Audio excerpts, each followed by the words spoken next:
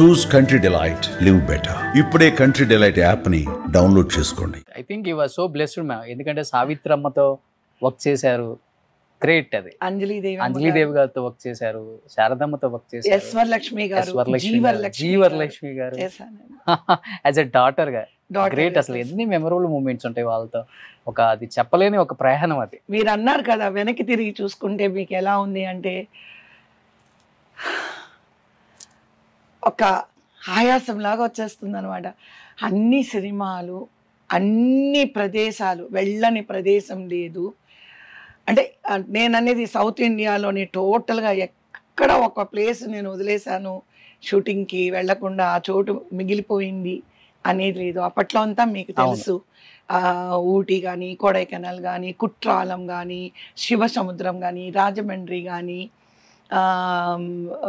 Nagarjuna Sagar dam కానీ, ఇక్కడ చూసారంటే మీరు నెహ్రూ జూలాజికల్ పార్క్ కానీ, అక్కడంతా సాంగ్స్ చాలా బాగా జరిగేవి అప్పట్లో. అలాగా కర్ణాటక కానీ, మీరు కేరళ చూసిన ఒక్క ప్లేస్ మిస్ కాలేదండి. సూపర్. చాలా ఇండస్ట్రీగా చూస్తే చాలా పెద్ద జర్నీనే నాకు. అలాగే ఫ్యామిలీ లైఫ్ కూడా మీరు చూసారంటే 50 గుడిసెలు ఉన్న ఒక కుగ్రామం నుంచి సౌత్ ఆఫ్రికా నుంచి అమెరికా వరకు లైఫ్ చూసేసారు. ఖమ్మం డిస్ట్రిక్ట్ కదా, తాడేపల్లిగూడెం వెస్ట్ గోదావరి అండి. వెస్ట్ గోదావరిలో అంటే తాడేపల్లిగూడెం కాదు, ఇది మంచి తాడేపల్లిగూడెం అంటే ఇంకేముంది, it's a very big place. Tadepalligudem నుంచి 15 కిలోమీటర్స్ నీడమర్రు అని చెప్పి ఒక 50 గుడిసెలు, ఒక పెంకుటిల్లు ఉంటుంది. ఆ పెంకుటిల్లే మాది. ఓకే, హీరోయిన్ అక్కడ ఉందమ్మా, పెంకుటింట్లో ఉంది గుడిసెల్లో. అంటే ఆ రోజుల్లో పెంకుటిల్లు అంటే మీరు కోటీశ్వర్లోనే అంతే. అవును. సో మా నాన్నగారు వాళ్ళది జాయింట్ ఫ్యామిలీ. ఆ రోజుల్లో అని చెప్పేసి మీ వయసు బయట తెలిసిపోతుంది జనానికి. అంటే విలేజెస్ లో అండి పెంకుటిల్లు అన్నారంటే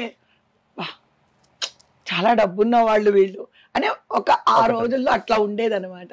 సో అలాగా బట్ కవిత గారు, మీరు ఆ రోజుల్లో మోడ్రన్ డ్రెస్లు, స్విమ్ షూట్లు వేసుకోవడం నాకు బాగా గుర్తుంది, నేను చాలా సినిమాల్లో చూశాను. అంత ధైర్యం ఎలా వచ్చింది ఆ రోజుల్లో? అలా వేసేద్దాం అయితే అయింది, క్యారెక్టర్ కోసం ఏ క్యారెక్టర్ వచ్చినా పర్వాలేదు అలా వేసేసుకున్నారా? లేకపోతే ఒకటి రోషన్ గారు, ఇప్పుడు 18 years తర్వాత మీరు హీరోయిన్ అయ్యారనుకోండి, మన ఓన్ నాలెడ్జ్తో మనం వర్క్ చేస్తాం. నేను నా ఫస్ట్ మూవీలోనే స్విమ్ సూట్ ఉంది. 11 years అమ్మాయికి ఒక స్విమ్ సూట్ వేస్తే దే ఫీల్ గ్రేట్, దే కంఫర్టబుల్గా ఉంటారు వాళ్ళు. సో అలాగా నాకు ఇది వేసుకోకూడదు అనే ఇష్యూ నాకు ఎప్పుడు రాలేదు. అంటే ఆ ఏజ్కి నాకు ఎప్పుడు తెలియదు, నేను ఆలోచించలేదు. నా గైడెన్స్ అంతా మా అమ్మగారు ఆ టైంలోని. సో ఈ స్విమ్ సూట్లు ఇవన్నీ కూడా ఏ సినిమాలో ఎలా వస్తుంది, ఎలాగా ఈ డబుల్ పీస్ అనేది కాకుండా లైక్ సింగిల్, అంటే ఆ సింగిల్ పీస్ స్విమ్ సూట్కి అమ్మ యాక్సెప్ట్ చేశారనమాట. ఇంకోటి ఏంటంటే స్విమ్ సూట్కి మీకు తెలుసు, ఫిగర్ లేకపోతే స్విమ్ సూట్స్ అన్నీ చాలా ఆడుగా ఉంటాయి. మేబీ నేను చాలా బక్కగా ఉండేదాన్ని అప్పుడు, మేబీ ఇట్ సూటెడ్. సో అలాగా కొన్ని కన్నడ మూవీస్, కొన్ని తమిళ్ మూవీస్, కొన్ని తెలుగు మూవీస్ కూడా, even Malayalam movies swim suit వేసుకోవడం జరిగింది. ఓకే, బట్ కొంత ఏజ్ వచ్చిన తర్వాత అనిపించిందా అదే ఎందుకు మనకి స్విమ్ సూట్లు వేసుకొని ఇంత ఎక్స్పోజింగ్ చేయాల్సి వస్తుంది క్యారెక్టర్ కోసం? నేను అలా అనుకోలేదండి. స్విమ్మింగ్ పూల్కి వెళ్ళి నేను శారీ కట్టుకొని స్విమ్ చేస్తాను అని చెప్పలేము, అలాగే టెంపుల్లో స్విమ్ సూట్ వేసుకుంటానని చెప్పలేము. సో అప్పుడు నా మైండ్ సెట్ ఏ క్యారెక్టర్కి మనం ఎలా ఉండాలి, ఏ క్యారెక్టర్కి ఏది సూట్ అవుతుంది, ఆ అవుట్ఫిట్ కరెక్ట్గా ఉంటుంది అనేది మైండ్ సెట్ అండి. ఎక్స్పోజింగ్ అనే ఆలోచన కాదు, కానీ స్విమ్మింగ్ పూల్లో స్విమ్ సూట్తోనే కదా ఉండాలి అని. బట్ చిన్న నిడమర్ నుంచి వచ్చి నేర్చుకుంటాను నేను స్విమ్మింగ్ సవేరా హోటల్లో చెన్నైలో. ఓకే, నా ఫస్ట్ మూవీ ఓ మంజు అక్కడే షూటింగ్ ఉంటుంది, స్విమ్మింగ్ పూల్లో షూట్ ఉంటుంది అని అంటే ఒక 3-4 days ముందు వెళ్ళి, అసలు నాకు వాటర్ అంటే చాలా భయం అనమాట. బట్ డూప్ కాకుండా మనం 4-5 షాట్లు అయినా మనం చేయగలగాలి అనేది ఆ పట్టుదల మాత్రం ఉంది. నేర్చుకొని ఆ తర్వాత ఏ సినిమాలో స్విమ్మింగ్ వచ్చినా కూడా చేశాను నేను. ఓకే, కవిత గారు, అందం, నటన తెగువ, ఈ 3 ఉన్నాయి మీ దగ్గర, అసలు నో డౌట్. అందుకని ఇన్ని సినిమాలు చేయగలిగారు. అన్ని సినిమాలు చేసి ఈ 3 కూడా ఉన్నప్పటికీ జయప్రద గారు, జయసుధ గారు, శ్రీదేవి గారు లాంటి స్టార్డమ్ ఎందుకు రాలేదు మీకు అంటే ఏమని చెప్తారు? తొక్కేశారా ఎవరైనా? అలాంటి నేను అనుకోవడం లేదండి. ఇప్పుడున్న సిచ్యువేషన్ వేరు రోషన్ గారు. అప్పుడు ఎలా ఉండేది అని అంటే, మీరు నా మూవీస్ అన్నీ మీరు తీసుకున్నారంటే 100 మూవీస్ చేశాను అంటే 90 మూవీస్ నావి సక్సెస్. ప్లాటినం జూబ్లీస్, సిల్వర్ జూబ్లీస్, నంది అవార్డ్స్, 100 డేస్ ఆడిన సినిమాలు 90% ఉన్నాయి. అలాగ గనక ఉండుంటే కనుక నేను చిరంజీవి గారితోనో, రామారావు గారితోనో, నాగేశ్వరరావు గారితోనో, కృష్ణ గారితోనో, కృష్ణరాజు గారితోనో, చంద్రమోహన్ గారితోనో, మురళీమోహన్ గారితోనో, మోహన్ బాబు గారితోనో, నరసింహరాజు గారు కానీ, రంగనాథ్ గారు, నారాయణరావు గారు, ఇంతమందితో నేను అన్ని సినిమాలు నేను చేసి ఉండేదాన్ని కాదండి. నా మూవీస్ ఏంటంటే నేను ఒక డిఫరెంట్ క్యారెక్టర్స్ చేయడం వల్ల, అవి సక్సెస్ అవ్వడం వల్ల, ఒకవేళ తొక్కేయాలనుకున్నా తొక్కేయలేని పరిస్థితి. Once your in a success ఎవరు ఏం చేయరు. ఎందుకని ఆ ముగ్గురుకున్న స్టార్డమ్ మీకు రాలేదు ఆ టైంలో? ఇప్పుడు ఒక విషయం చెప్తానండి, స్టార్స్ ఆర్ డిఫరెంట్. నటి సావిత్రి గారిని నటీమని అంటారు, ఆవిడని ఎందుకు తారా అనరు చెప్పండి?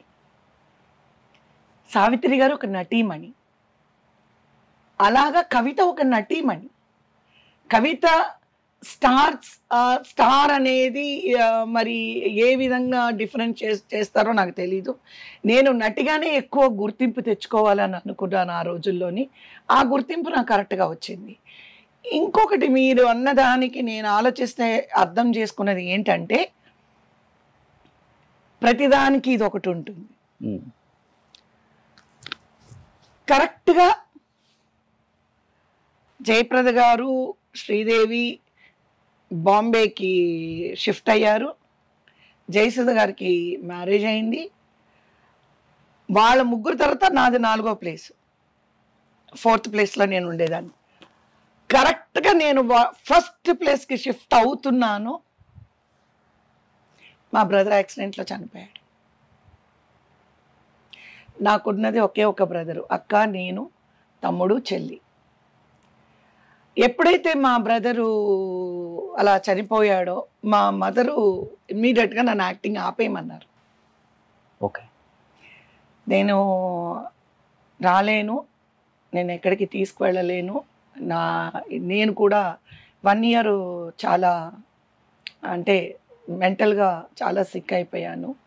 వర్క్ చేయాలి, సాంగ్స్ పాడాలి అని అంటే అంత బాధలోని ఇట్ వాజ్ వెరీ చాలా కష్టమైన ఒక సిచ్యువేషన్లో ఉన్నాము. అమ్మ ఏమన్నారంటే, వద్దు, నువ్వు యాక్టింగ్ ఆపేసేయాలి అని చెప్పి 17 మూవీస్ నా చేతిలో ఉండి కరెక్ట్గా మీరు అన్నారు చూడండి, ఆ స్టార్ అనే ఒక స్ట్రేచర్కి కరెక్ట్గా రీచ్ అయ్యాను. 17 మూవీస్ నా చేతిలో ఉన్నాయి. అడ్వాన్స్ ఆల్రెడీ ఒక 7-8 సినిమాలు చేతిలో ఉన్నాయి. ఆ 7-8 సినిమాలు చేతిలో ఉన్నవి మాత్రమే చేయగలిగాను. ఆ 17 సినిమాలకి we have to give advance return back. అమ్ముంటేనే మీరు షూట్కి వెళ్ళేవారు అప్పుడు? అవునండి, అలా అలవాటు అయిపోయింది. అంటే నాకు అసలు ఏం తెలీదు, ఇవాళ ఏ షూటింగ్ వెళ్ళాలి, ఏ కాస్ట్యూమ్స్ వేసుకోవాలి, ఎలా మేకప్, పల్లెటూరు అమ్మాయి మేకప్ అంటే అమ్మ అన్నీ. అమ్మకి చదువు లేదు, అయినా కూడా అమ్మ అంత గొప్ప తల్లి, నాకున్న తల్లి. అందరికీ తెలుసు, చిరంజీవి గారు కానీ అందరికీ మంచి ఆవిడ, మంచి వాళ్ళు చాలా మంది. కృష్ణ గారికి మెయిన్గా అమ్మ వంట చాలా ఇష్టం అండి. అమ్మ, నేను కృష్ణ గారితో వర్క్ చేసేటప్పుడు విజయనగరంలో గారు చెప్పేవారు, రమణమ్మ గారు రేపు ఏం తీసుకొస్తున్నారు, రొయ్యలు తీసుకురండి, చికెన్ తీసుకురండి. అలాగా ఆ సెట్లోని అమ్మ వండి కృష్ణ గారికి, విజయనగరంలో గారికి, రావు గోపాలరావు గారికి, నాగభూషణం గారు కానీ, సత్యనారాయణ గారు కానీ, she's a very good cook. అమ్మ రెగ్యులర్గా షూటింగ్ అంటే ఒక 10 మందికి భోజనం తీసుకొస్తారు ఎప్పుడూను.